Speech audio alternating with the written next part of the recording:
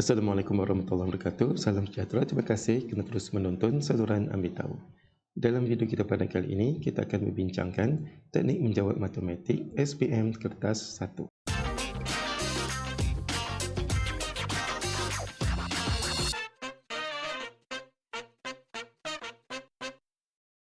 Untuk video kali ini, kita akan memfokuskan kepada soalan-soalan yang dapat dijawab dalam masa yang singkat.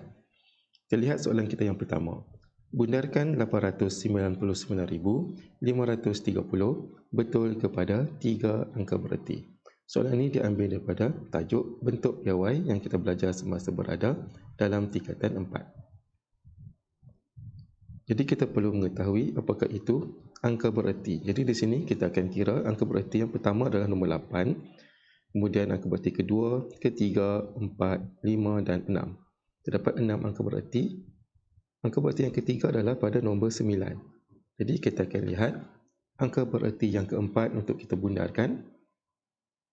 Angka di sini adalah 5, maka kita akan tambah 1. Jadi 9 akan tambah 1 akan jadi 10. Kemudian 9 tambah 1 jadi 10 juga. Kemudian 8 tambah 1 jadi 9. Jadi di sini kita akan dapat 900,000. Jawapannya adalah pilihan D. Teruskan dengan melihat soalan kita yang kedua.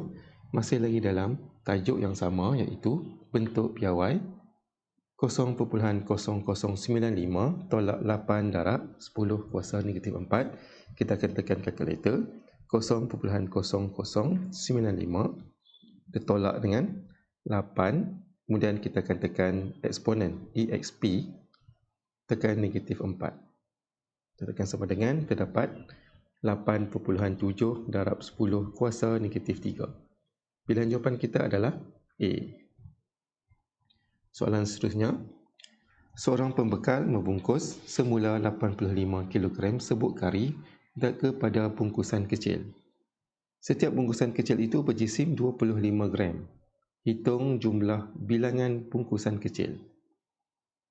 Jadi kita lihat di sini, unitnya tak sama. 85 kg kita akan tukar menjadi unit gram. Kita akan darab dengan 1000. Kemudian kita akan bahagikan dengan bungkusan kecil 25 gram. Jadi kita terus tekan kalkulator. 3400. Kemudian kita akan tukar kepada bentuk piawai. Kita akan ubah kedudukan titik perpuluhan yang di sini. 1, 2, 3. Ini 3.4 kali 10 kuasa 3. Pilihan jawapan kita di sini adalah C. Teruskan lagi dengan melihat soalan berikutnya. Soalan nombor 4. Ini merupakan soalan dari tajuk asas nombor tingkatan 5. Kita lihat di sini, asas yang digunakan adalah asas 5 bila kita mendarabkan dengan 5 di sini. Kemudian kita akan nyatakan Y dalam asas 5. Kita akan tekan kalkulator terus. Kita akan ambil 1 darab dengan 5 kuasa 4 tambah dengan 2 darab 5 kuasa 3 dan ditambah dengan 4. Kita akan dapat jawapannya di sini adalah 879 dalam asas 10. Kemudian kita akan tukarkan kepada asas 5. Jadi untuk menukar asas 10 kepada asas-asas yang lain yang lebih rendah, kita akan bahagi dengan asas tersebut. Jadi kat sini kita akan ambil 879, kita akan bahagikan dengan 5. Kita buat pembahagian panjang macam ni. Kita tekan kalkulator, kita bahagi dengan 5. Kita akan dapat 175. Dan di sini kita ada perpuluhan. Kita tak ambil perpuluhan, kita cuma ambil nombor bulatnya saja. Kemudian kita ambil balik 175, kita darab dengan 5. Kita dapat 875. Jadi kita ambil 879 tolak dengan 875. Tujuannya untuk mendapatkan baki dia. Jadi kat sini baki yang kita dapat adalah 4. Digit pertama yang kita dapat ini adalah merupakan digit terakhir di dalam jawapan kita. Jadi kita lihat pilihan jawapan A itu tak betul. Dan digit terakhirnya adalah 2. Kemudian C pun tak betul kerana digit terakhirnya adalah 8. Jadi tinggal B dengan D. Jadi kita teruskan lagi. 175 kita akan bahagi lagi dengan 5. Kita dapat 35 tepat. Maksud tidak ada baki. Jadi baki kita adalah sifar. Jadi kita tengok di sini, baki sifar adalah ada pada B. Pada D bakinya 1. Jadi kita tolak D. Jawapan kita dapat B. Kita lihat soalan nombor 5. Masih lagi dalam tajuk yang sama. Kali ini dia melibatkan asas 2. Kalau asas 2, kita boleh terus tekan kalkulator. Kita akan tekan mode 2 kali. Kita ambil mode base. Kemudian untuk base 2 ataupun asas 2, kita akan tekan bin ataupun binary. Tekan binary akan naik B kecil pada sebelah kanan. Soalannya T tambah 1 sifar 1 sifar sama dengan 111 sifar sifar sifar. Untuk dapatkan nilai T, kita akan tolak 111 sifar sifar sifar asas 2 tolakkan dengan 1 sifar asas 2. Kita terus tekan kalkulator. 111 sifar sifar sifar tolak 1 sifar dan jawapan kita akan dapat adalah 1 sifar 111 sifar asas 2. Jadi pilihan jawapan kita di sini adalah B. Teruskan lagi dengan melihat soalan berikutnya. Soalan kali ini adalah soalan yang melibatkan sudut pentagon, iaitu soalan daripada bab poligon yang kita belajar semasa menengah rendah. Dan untuk bab ini kita boleh rujuk senarai rumus, iaitu N tolak 2 darab dengan 180 untuk mendapatkan sudut pedalaman poligon. Dan di sini PQRV adalah segi empat selari dan RSTUV ialah pentagon sekata. Pentagon sekata mempunyai 5 sisi, itu kita gunakan rumus ini. 5 tolak 2 didarabkan dengan 180, kita akan dapat 540 darjah. Kemudian kita kena dapatkan sudut bagi setiap bucu, kita bahagi kembali dengan 5, kita akan dapat 108 darjah. Jadi di sini 108 darjah kesemuanya, sebab ini adalah pentagon sekata. Kemudian kita lihat pula PVQR ini adalah segi empat selari. Antara ciri-ciri segi empat selari di mana bukaan sudut bagi bucu yang bertentangan adalah sama. Jadi sudut P ini juga adalah 52 darjah. Kita juga tahu bahawa segi empat mempunyai sudut pedalaman 360 darjah. Jadi kita akan dapatkan sudut pada bucu Q dan bucu V. Kita ambil 360 darjah, tolakkan 52, tolak dengan 52. Kita akan dapat 256, kemudian kita akan bahagi dengan 2 kerana ada sudut Q dan sudut V. Kita dapat 128 darjah. Jadi di sini adalah 128 darjah. Kemudian untuk mendapatkan sudut X, kita akan ambil 360 tolak 108 tolak 128. Dan kita akan dapat 124 darjah. Dan pilihan jawapan kita di sini adalah C. Kita teruskan lagi dengan melihat soalan seterusnya. Soalan nombor 7, masih lagi dalam bab yang sama, iaitu poligon. Dan kita masih lagi akan merujuk kepada rumus N tolak 2 darab 180 darjah. Pelajar 2 menunjukkan sebuah heksagon PQRSTU dan TUV ialah garis lurus. Hitung nilai X tambah Y. Jadi di sini adalah heksagon, iaitu 6 sisi. Kita akan ambil 6 tolak 2 dan kita darabkan dengan 180 darjah. Dan kita akan dapat 720 darjah adalah sudut pedalaman bagi heksagon. Jadi kat sini kita lihat bahagian U 140 darjah, jadi sudut di dalamnya adalah 40 darjah. Kemudian pada S 200 darjah di luar, jadi kita ambil 360 tolak 200. Terdapat 160 darjah di sini. Jadi di sini akan tinggal sudut Y dan sudut X. Untuk mendapatkan X tambah Y, kita ambil 720 tolakkan dengan 80 di sini, tolakkan dengan 40, tolak dengan 110, dan tolak dengan 160. Dan kita akan dapat 330 darjah. Jadi pilihan jawapan di sini adalah C. Kita teruskan lagi dengan melihat soalan berikutnya, iaitu soalan nombor 8. Soalan nombor 8 ini adalah soalan daripada bab bulatan yang kita belajar semasa tingkatan 4, iaitu melibatkan tangent. Di sini diberi ABC dan juga ADE ialah tangent kepada bulatan BDF. Cari nilai X. Jadi di sini ada dua tangent yang bertemu pada titik A, menghasilkan sudut 70 darjah. Apabila dua garis tangent bertemu antara satu sama lain, ia akan membentuk segitiga kaki sama. Bermaksud sudut di bahagian B dan sudut di bahagian D ini adalah sama. Jadi kita ambil 180 tolak dengan 70. Kemudian kita bahagikan dengan 2. Kita akan dapat 55 darjah di sini. Masing-masing 55 darjah. Jadi nilai sudut X ini kita akan dapat 55 darjah juga dengan menggunakan hukum segitiga yang berada di dalam bulatan bertemu dengan garis tangent. Maksud di sini adalah sudut yang bertentangan akan sama. Dan jawapan kita adalah 55. Pilihannya adalah B. Teruskan lagi melihat soalan nombor 9. Nombor 9 ini adalah dalam tajuk penjelmaan menengah rendah. Darjah 4 menunjukkan 5 segitiga pada segi 4 sama. Antara segitiga A, B, C dan D, yang manakah imej bagi P di bawah pantulan pada garis MN? Di MN ini adalah garis pantulan, objek kita adalah P. Jadi untuk mendapatkan imej, kita akan gariskan tiap-tiap bucu segitiga ini ke garis pantulan. Kita lihat di sini. Di sini melibatkan satu kotak dan setengah. Satu kotak setengah.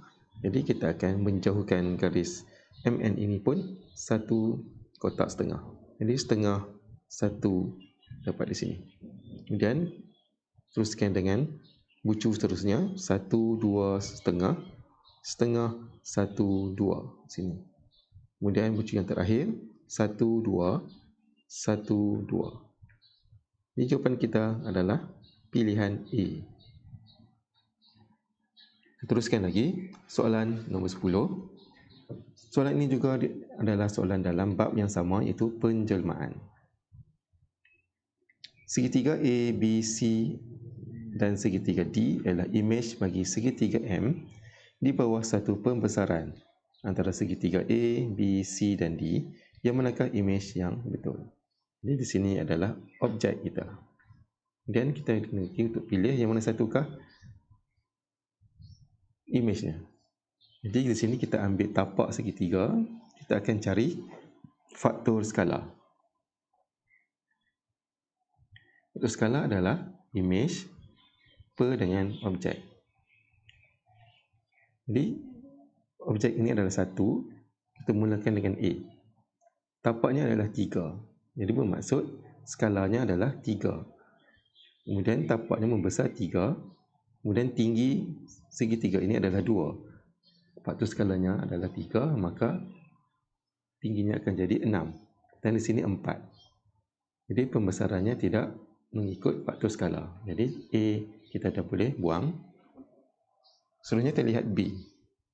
Tapak di sini 2, bermaksud faktor skalanya adalah 2 dan di sini adalah 2, maka tingginya akan jadi 4. Dan di sini tingginya adalah 5, jadi tidak mengikut faktor skala. Selanjutnya kita lihat pilihan C. Tapaknya di sini 2, faktor skala 2 dan tinggi akan jadi 4. Tapi di sini adalah 3. Maka C bukan jawapannya. Jadi yang tinggal adalah D. Maka jawapan pilihan kita adalah D. Jadi untuk melihat bagaimana D ini adalah jawapan yang betul, kita lihat tapaknya 1, kat sini 3, bermaksud faktor skalanya adalah 3. Di sini 2, bermaksud tingginya akan jadi 6. Kita kira di sini 1, 2, 3, 4, 5, 6. 6. Ini jawapan pilihan kita adalah D. Teruskan lagi dengan melihat soalan berikutnya. Kali ini soalan nombor 11. Dan soalan 11 ini adalah diambil daripada tajuk trigonometri yang kita pelajari semasa tingkatan 4. Dan tingkatan 3 pun kita belajar juga. Rajak 6, KLMN ialah garis lurus. Cari nilai cos X darjah. X darjah adalah sini, sudut MNJ.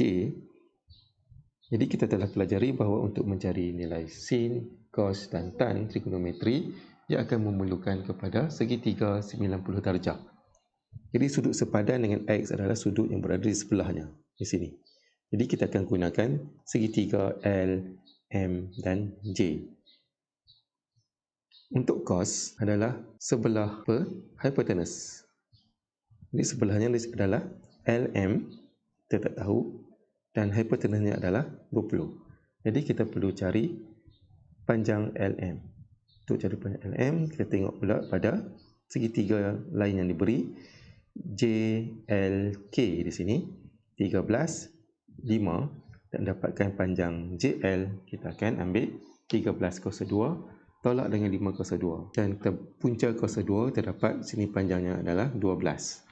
Jadi untuk mendapatkan X, kita akan ambil 20 kuasa 2 tolak dengan 12 kuasa 2, kemudian kita punca 2, kita dapat 16. Jadi X di sini adalah 16.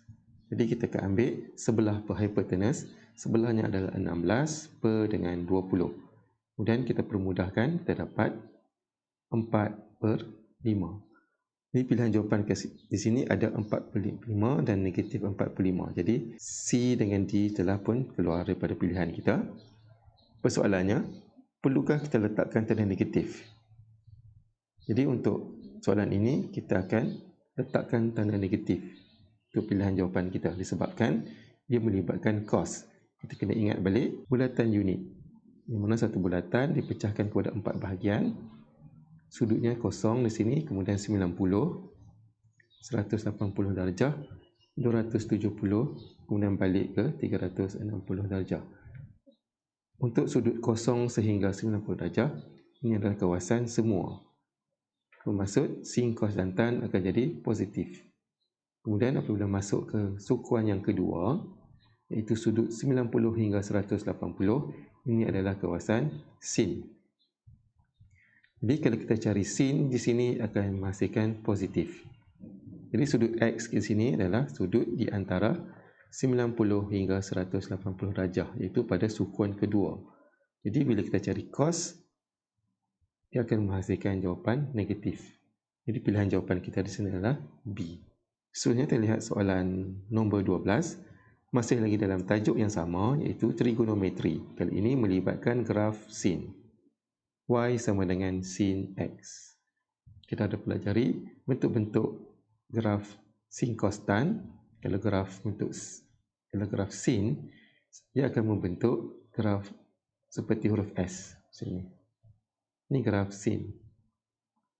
Kalau graf cos, dia akan membentuk seakan-akan huruf K. Kita buat macam ni. Ini graf cos. Seperti huruf K di sini, sini dan sini. Dan satu lagi adalah graf tan. Graf tan agak unik.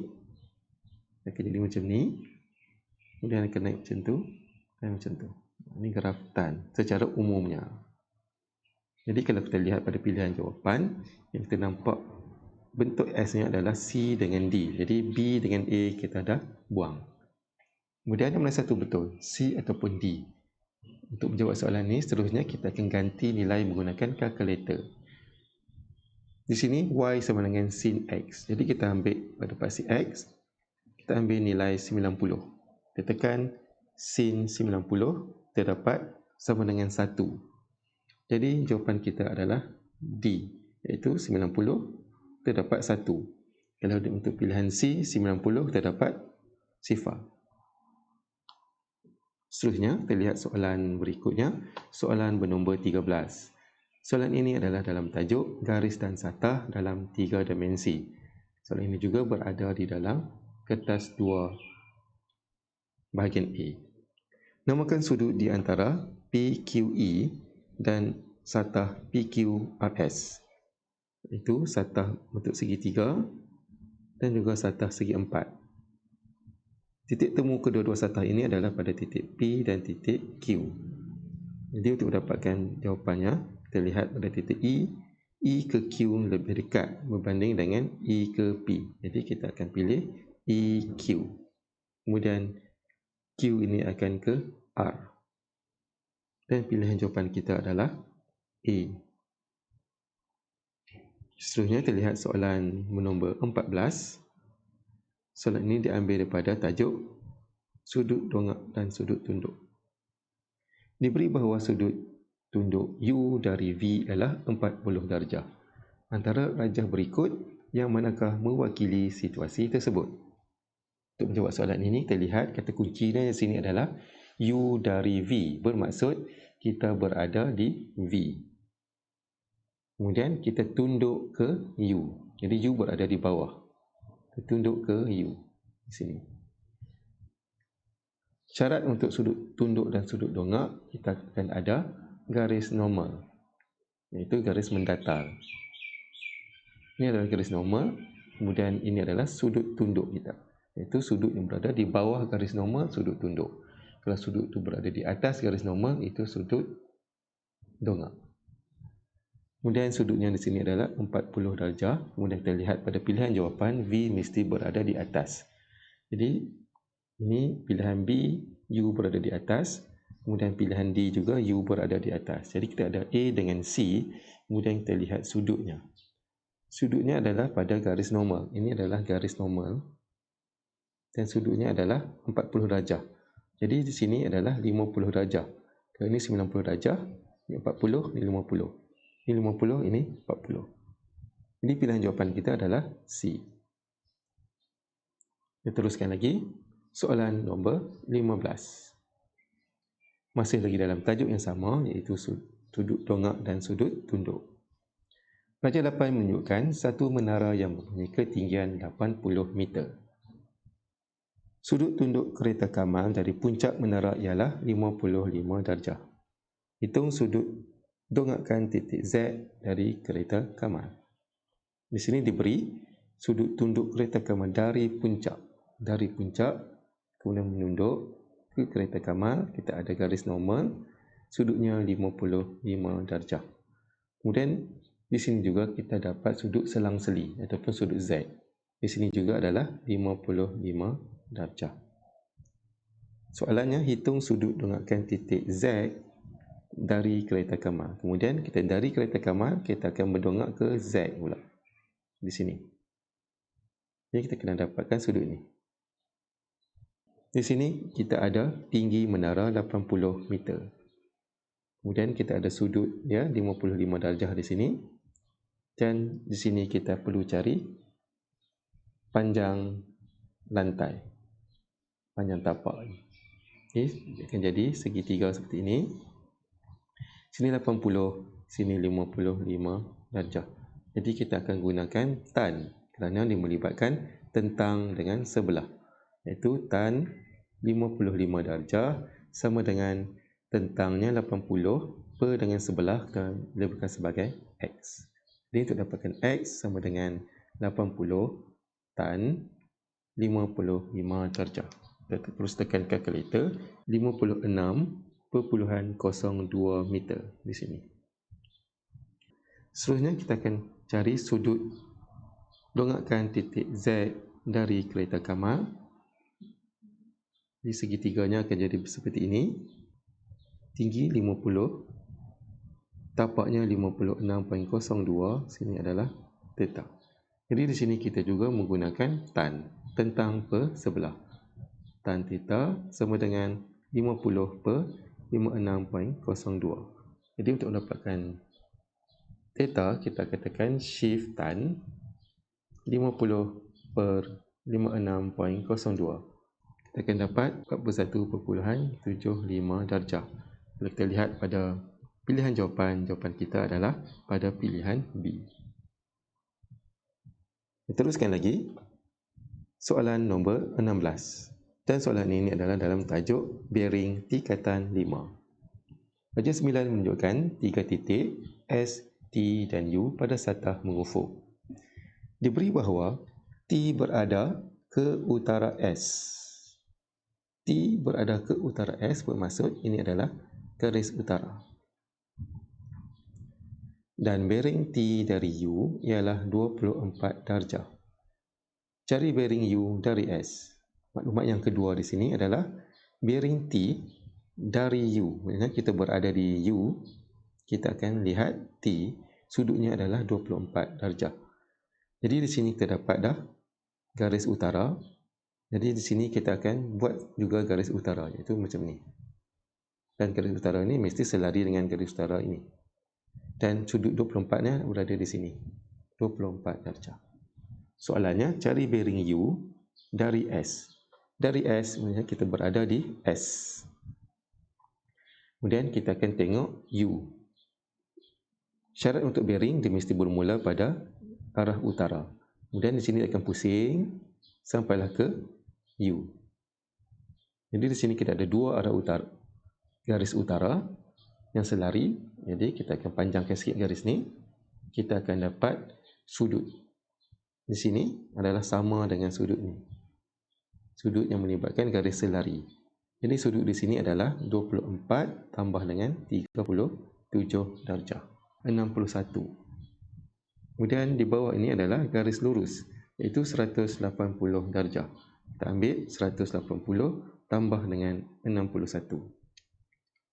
Dan kita dapat 241 darjah. Jadi pilihan jawapan kita di sini adalah C. Seterusnya kita lihat soalan berikutnya. Soalan nombor 17. Di dalam tajuk, bumi sebagai sfera. Dalam raja 10, U ialah kutub utara dan S adalah kutub selatan. Dan UOS ialah paksi bumi. Cari kedudukan titik R. Titik R berada di sini. Kemudian titik R ini berada pada garis longitude dan juga latitude. Jadi kita akan lihat latitude terlebih dahulu. Latitude ini dilabelkan sebagai 28 darjah dari paksi bumi. Jadi untuk kita mendapatkan sudut latitude, dia mesti bermula pada khatulistiwa, iaitu 0 darjah. Di sini 0, kemudian di sini. Jadi kita akan ambil 90 darjah ditolakkan dengan 28 darjah. Kita akan dapat 62 darjah selatan kerana dia berada di bawah garisan khatulistiwa. Kita lihat daripada pilihan jawapan. Jawapan A 28 darjah selatan, kita dah buang, dan B juga 28 darjah selatan. Jadi kita ada C dan juga D. Seterusnya kita akan lihat longitude-nya pula. Longitude-nya adalah garis URS ini. Dan di sini dilabelkan sebagai 45 darjah yang membezakan garis URS ini dengan garis yang dilabelkan sebagai 32 darjah timur. Longitude-nya berada di sebelah kanan, iaitu sebelah kanan 32 darjah timur. Kita lihat pada pilihan jawapan untuk C, jawapannya adalah 13 darjah timur. Ini tidak mungkin sebab kita semakin ke kanan, semakin ke timur. Jadi nilainya semakin bertambah. Jadi pilihan jawapan kita adalah D. Kalau kita nak kira, kita akan ambil 32 darjah dan ditambahkan dengan 45 darjah. Kita dapat 77 darjah timur. Jadi pilihan jawapan kita adalah D. Seterusnya kita lihat soalan bernombor 20. Soalan ini dalam tajuk persamaan linear yang kita pelajari semasa di menengah rendah. Raja 11 menunjukkan harga tiket masuk bagi Rainbow Theme Park. Harga tiket untuk 3 orang dewasa dan 2 orang kanak-kanak ialah RM65. Tulis satu persamaan bagi harga tiket untuk seorang dewasa dalam sebutan harga tiket kanak-kanak. Di sini terdapat 3 orang dewasa dan harga tiketnya adalah X. Kita akan tulis 3X. Kemudian kanak-kanak 2, harganya adalah Y. Kita tambah 2Y. Dan jumlah keseluruhannya adalah RM65. Kemudian kita akan mencari harga untuk tiket bagi dewasa, iaitu X. Jadi sebelah kiri ada 2Y. Jadi kita akan hapuskan 2Y, kita akan tolak 2Y di sini. Dan dalam masa yang sama sebelah kanan juga kita akan tolak 2Y. Kita akan dapat 3X sama dengan 65 tolak 2Y. Kemudian pada X ada perkali 3. Untuk hilangkan 3, kita bahagi dengan 3. Dan sini pun kita bahagikan dengan 3. Jadi kita akan dapat X sama dengan 65 tolak 2Y bahagi dengan 3. Jadi pilihan jawapan kita di sini adalah B. Teruskan lagi. Soalan nombor 21. Amir membeli 3 batang pen dan sebuah buku nota. Harga 3 batang pen adalah sama dengan harga sebuah buku nota. Jika Amir membayar RM8 untuk mendapat baki 80 sen, cari harga sebatang pen. Jadi di sini kita nyatakan pen sebagai X. 3 batang pen 3X tambahkan dengan buku nota Y dan harganya adalah 8. Kita akan tolak dengan 80 sen. Dan bakinya 80 sen, kita akan dapat RM7.20. Seterusnya, maklumat lagi. Harga 3 batang pen adalah sama dengan harga bagi sebuah buku nota, iaitu 3X kita akan samakan dengan Y. Jadi di sini kita ada persamaan pertama dan persamaan kedua. Untuk menyelesaikan soalan ini, kita akan guna kaedah penggantian. Disebabkan persamaan 2 adalah Y sama dengan 3X. Kita akan gantikan dalam persamaan 1. Maka akan dapat 3X tambah Y. Y adalah 3X tambah 3X. Kita dapat 7.2. Jadi 6X sama dengan 7.2.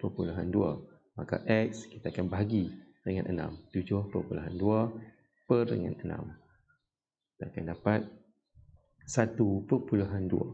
Jadi harga untuk sebatang pen adalah RM1.20 dan pilihan jawapan kita di sini adalah B. Kita teruskan lagi dengan melihat soalan nombor 23. Soalan ini dalam tajuk ketaksamaan linear. Penyelesaian bagi P per 3 tambah 1 lebih besar sama dengan 3P tolak 15 ialah. Dalam soalan ini kita akan menggunakan kalkulator. Kita lihat pada soalan P per 3 tambah 1 lebih besar sama dengan 3P tolak 15. Dan kita akan ubah soal sedikit soalan ini, di mana kita akan gantikan simbol ketaksamaan itu dengan simbol sama dengan. Dan kita akan tekan kalkulator. Dan P itu kita akan gantikan dengan selalunya adalah huruf X. Kita tekan alpha X per 3 tambah 1 alpha calculate untuk naikkan sama dengan. Kita tekan 3 alpha X tolak 15. Dan kita akan tekan shift calculate dan shift calculate. Dan kita dapat P bersamaan dengan 6. Seterusnya kita akan ganti balik simbol sama dengan menjadi ketaksamaan. Jadi bagaimana? Kita lihat di sini, bahagian kiri dan kanan kedua-duanya ada P. Untuk bahagian kanan kita ada 3P dan untuk bahagian kiri kita ada P per 3. Jadi di sini kita lihat perkali pada bahagian kanan adalah 3 dan perkali pada bahagian kiri adalah 1 per 3. Jadi di sini kita akan ambil perkali yang lebih besar. Perkali yang lebih besar adalah 3P. Kita pun 3. Jadi bermaksud huruf P kita, pemalar kita akan berada pada sebelah kanan. Dan kemudian kita akan tulis balik simbol ketaksamaan yang asal, iaitu lebih besar sama dengan. Kemudian jawapan kita tadi adalah 6. Jadi kalau kita ubah kembali, kita akan dapat P lebih kecil sama dengan 6. Dan pilihan jawapan kita di sini adalah A. Teruskan lagi dengan melihat soalan seterusnya. Itu soalan nombor 24. Masih lagi dalam tajuk ketaksamaan linear. Diberi bahawa X lebih besar sama dengan 5 lebih kecil sama dengan 10 dan 3 tolak Y lebih kecil dari 5. Dengan keadaan X dan Y adalah integer. Cari nilai maksimum bagi X tolak Y. Dalam soalan ini kita ada 3 tolak Y lebih kecil daripada 5. Jadi kita akan carikan nilai Y. Kita akan tukarkan ketaksamaan itu kepada simbol sama dengan. Kemudian kita akan tekan kalkulator. 3 tolak dengan alpha X. Alpha calculate 5. Tekan shift calculate, shift calculate. Kita akan dapat Y di sini adalah negatif 2. Jadi kita lihat di sini, terdapat Y pada bahagian sebelah kiri. dan perkalinya di sini adalah negatif 1. Kita akan dapatkan y sahaja, bukannya negatif y. Ini bermaksud kita akan ubahkan y ini ke sebelah kanan. Maka y kita akan berada di sebelah kanan. Dan simbolnya masih kekal sama, iaitu negatif 2. Jadi kita akan dapat y mesti lebih besar daripada negatif 2. Seterusnya kita lihat pula pada nilai x, iaitu nilai x yang di sini adalah di antara 5 sehingga 10. Dan kemudian soalan menyatakan cari nilai maksimum, nilai paling besar, x tolak y. Jadi untuk mendapatkan nilai maksimum, nilai x tu mestilah besar. Jadi paling besar di sini adalah 10. Jadi kita akan pilih x kita sama dengan 10. Kemudian ditolakkan dengan y untuk mendapatkan jawapan yang semaksimum mungkin. Jadi kalau y lebih besar daripada negatif 2, selepas lebih besar negatif 2, kita akan ambil negatif 1, sifar 1, 2 dan seterusnya. Jadi kita akan gantikan. Contohnya kita ambil negatif 1, 10 tolak negatif 1, kita akan dapat 11. Kemudian 10 tolak dengan sifar, kita akan dapat 10. Jadi ini bermaksud lagi besar nilai y yang kita ambil, nilai yang kita dapat adalah semakin mengecil. Jadi kita akan ambil y sama dengan negatif 1, iaitu kita dapat jawapannya adalah 11. Dan pilihan jawapan kita di sini adalah pilihan C.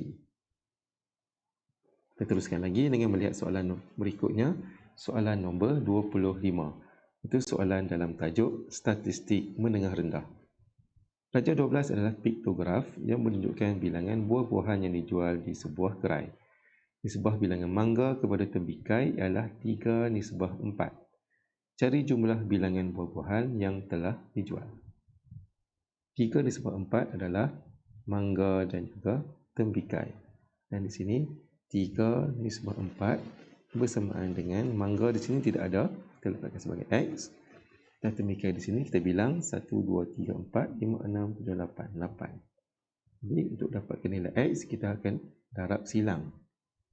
Iaitu 4X sama dengan 24. Maka X sama dengan 6. Bermaksud pada piktograf kita lukis 6. 2, 3, 4, 5, 6. Soalannya cari bilangan buah-buahan yang telah dijual. Jadi di sini untuk mangga kita ada 6. Untuk tembikai kita ada 8. Dan untuk betik di sini kita ada 10. Jadi kita tambah keseluruhannya, kita akan dapat 24. Dan 24 ini kita akan darabkan dengan 15, iaitu satu gambar mewakili 15 buah, iaitu 25 didarabkan dengan 15. Dan kita dapat 360. Dan pilihan jawapan kita adalah D. Teruskan lagi dengan melihat soalan berikutnya, ke soalan nombor 24, masih lagi dalam tajuk statistik menengah rendah. Raja 13 adalah carta pi yang menunjukkan gabungan keputusan suatu ujian bagi dua kumpulan murid. Jadual 1 menunjukkan keputusan ujian itu mengikut kumpulan tetapi belum dilengkapkan. Hitung bilangan murid dalam kumpulan Bestari. Di sini diberi jadual dan juga raja carta pi, mana terdapat sudut 280 di sini yang lulus. Maka untuk mendapatkan gagal, kita akan ambil 360 ditolakkan dengan 280. Jadi sudutnya di sini adalah 80 darjah. Kemudian dari segi grup ataupun kumpulan dan juga keputusan, bilangan yang lulus untuk kelas Arif adalah 160 dan Bestari tidak ada. Jadi bilangan lulus di sini adalah 280 darjah. Dan jumlah keseluruhan di sini adalah 420. Jadi untuk Bestari kita akan ambil 420 ditolakkan dengan 160. Dan jawapannya adalah 260 di sini. Kemudian untuk bilangan gagal, Arif ada 70 orang, kemudian Bestari kita tak tahu dan jumlah keseluruhannya pun kita tak tahu. Jadi untuk mendapatkan jumlah keseluruhan, kita menggunakan carta pi. Jadi bilangan gagal adalah 80 darjah per 360. manakala bilangan lulus adalah 280 per dengan 360. Dan bilangan lulus ini kita dapat adalah 420. Itu bersamaan dengan 420. Kita nisbahkan. Kemudian jumlah keseluruhan kita letakkan sebagai X. Jadi kita akan darab silang. Jadi 280X sama dengan 360 didarabkan dengan 420. Dapat 151,200. Kemudian untuk dapatkan nilai X, kita akan bahagi 151,200 bahagi dengan 280. Kita akan dapat 540. Jadi bermaksud jumlah murid yang ada adalah 540 orang. Jadi soalan bertanyakan, hitung bilangan murid dalam kumpulan Bestari. Untuk bilangan Arif yang gagal adalah 70 orang. Jadi kita akan ambil jumlah keseluruhan pelajar 540 ditolakkan dengan jumlah yang lulus iaitu 420, kemudian ditolakkan dengan kumpulan Arif yang gagal iaitu 70. Dan kita akan dapat jawapan di sini adalah 50. Jadi di sini adalah 50. Soalannya, bilangan murid dalam kumpulan Bestari kita akan ambil 260 untuk tambahkan dengan 50. Dan jawapan kita adalah 310 orang. Dan pilihan jawapan kita di sini adalah B. Selanjutnya kita lihat soalan berikutnya, itu soalan nombor 27. Soalan ini dalam tajuk statistik. Jadual 2 menunjukkan bilangan buku yang dipinjam daripada perpustakaan sekolah oleh sekumpulan murid dalam sebulan. Min bagi bilangan buku yang dipinjam oleh setiap murid adalah 5.5. Cari nilai P. Untuk mencari nilai min, kita akan ambil kekerapan didarabkan dengan bilangan buku yang dipinjam. Jadi di sini kita akan buat 5 didarabkan dengan 4 tambah dengan 5 didarab dengan P jadi 5P tambah dengan 6 darab 3P. Jadi kita boleh tulis 18P. Kemudian 7 darab dengan 3 dapat 21. Kita terbahagikan dengan jumlah kekerapan iaitu 5 tambah dengan P tambah dengan 3P tambah dengan 3. 5 tambah 3 dapat 8. Kemudian P tambah 3P dapat 4P. Dan jawapan di sini adalah minnya 5.5. Jadi di sini kita akan terus tekan kalkulator. Di sini kita akan mudahkan terlebih dahulu. 5 kali 4 kita akan dapat 20. Kemudian kita tambah dengan 21. Kemudian kita akan tambah 5P tambah 18P. Kita akan dapat 23P. Kemudian kita bahagikan dengan 8 tambah 4P sama dengan 5.5. Jadi kita akan terus tekan kalkulator. Di sini kita akan letakkan kurungan disebabkan terdapat banyak sebutan. Kita tekan kurungan 20 tambah 21 tambah 23 alpha X. Kita akan gantikan P itu dengan X. Kemudian kita tutup kurungan. Kemudian kita per dengan terbuka kurungan 8 tambah 4 alpha X. Tutup kurungan kembali. Kemudian kita tekan alpha calculate 5.5. Dan untuk dapatkan jawapan, shift calculate. Dan P di sini kita akan dapat 3. Ini kita lihat pada pilihan jawapan. Pilihan jawapan kita adalah C. Kita teruskan lagi. Lihat soalan berikutnya iaitu soalan bernombor 28. Soalan ini adalah dalam tajuk graf fungsi tingkatan 5. Graf manakah yang mewakili Y sama dengan negatif 2X kuasa 3 tolak 54? Baiklah. Ini adalah fungsi X kuasa 3 iaitu fungsi kubik. Jadi graf untuk kubik adalah graf yang berbentuk S, sama ada macam ni ataupun macam ni. Dia ada graf positif dan negatif. Dan di sini perkali untuk X kuasa 3 adalah negatif. Di negatif, kita akan ingat bahawa graf yang negatif tingginya adalah berada di sebelah kiri. Jadi kalau kita lihat pilihan jawapan yang berada tinggi sebelah kiri adalah A. dan juga C. Jadi B dengan D kita dah buang sebab ini adalah tinggi dia berada di sebelah kanan. Ini tinggi berada sebelah kiri.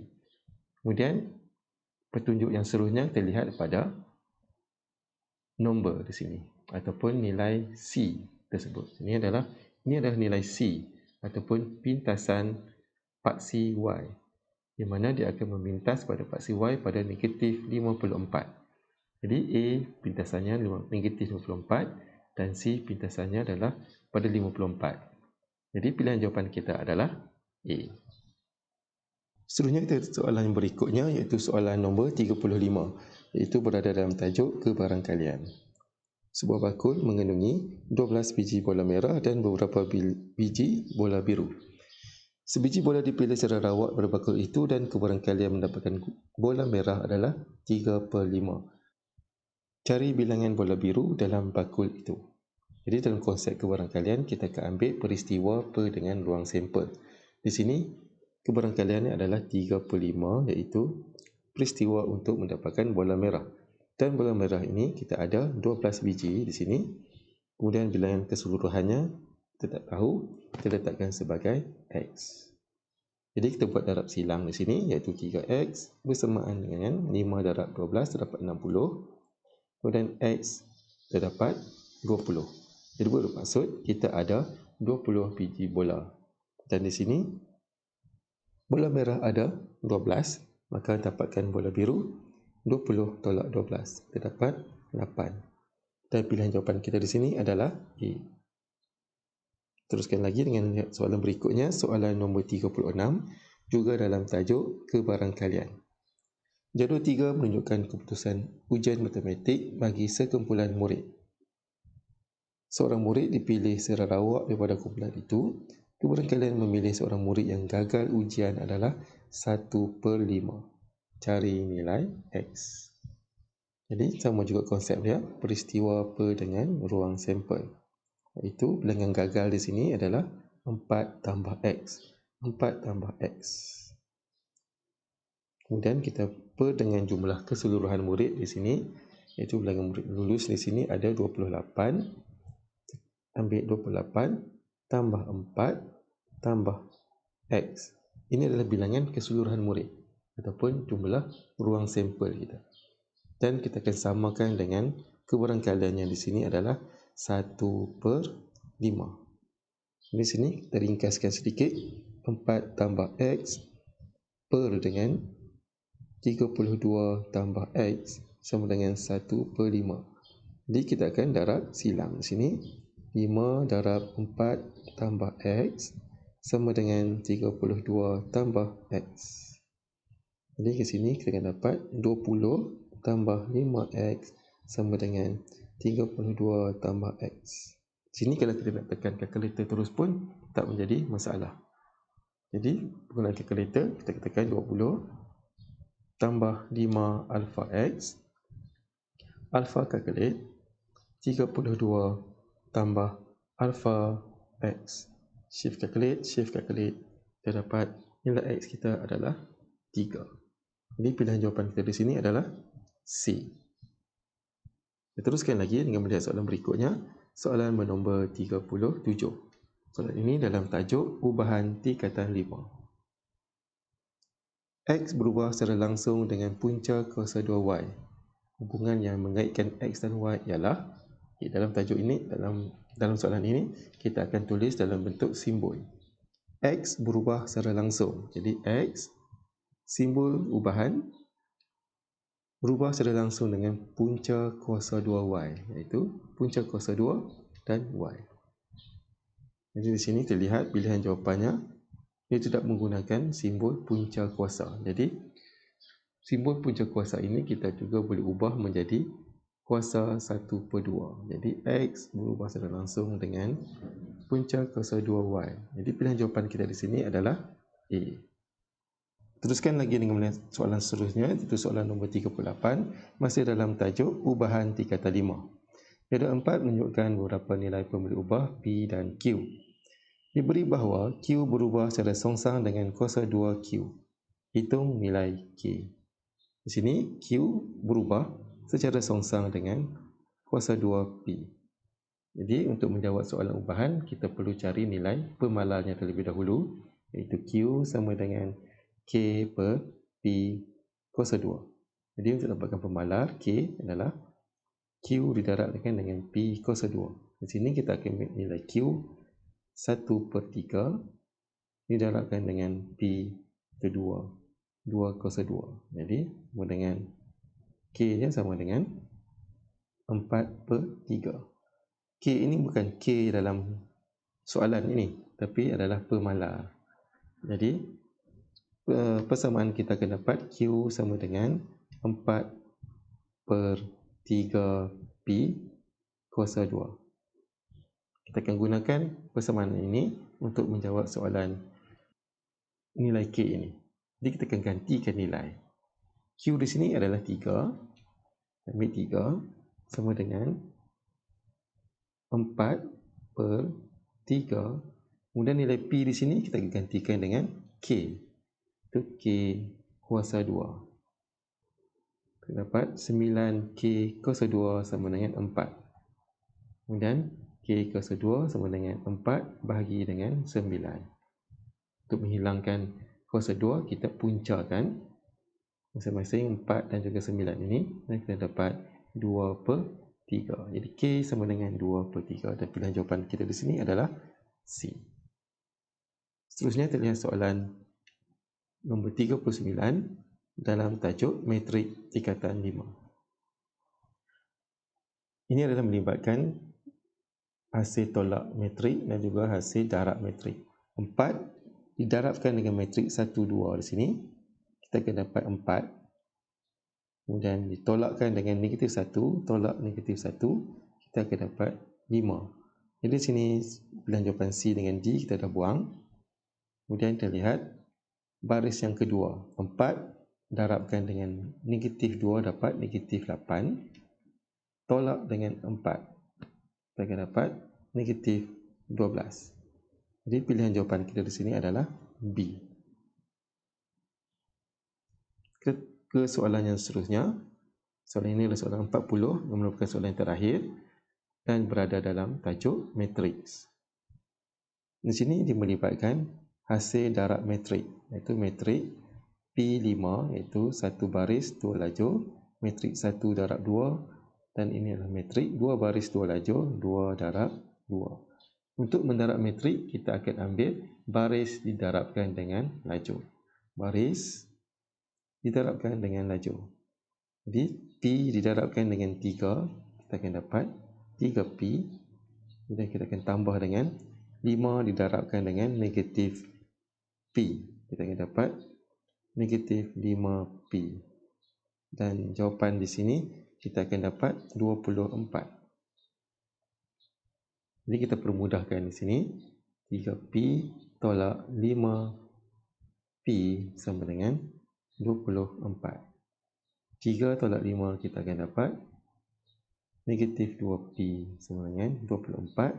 Maka P sama dengan 24, kita bahagikan dengan negatif 2, kita dapat negatif 12. Jadi pilihan jawapan kita di sini adalah B. Jadi itu saja untuk video kita pada kali ini. Kita akan bertemu dalam video bahagian yang kedua untuk menjawab soalan yang selebihnya.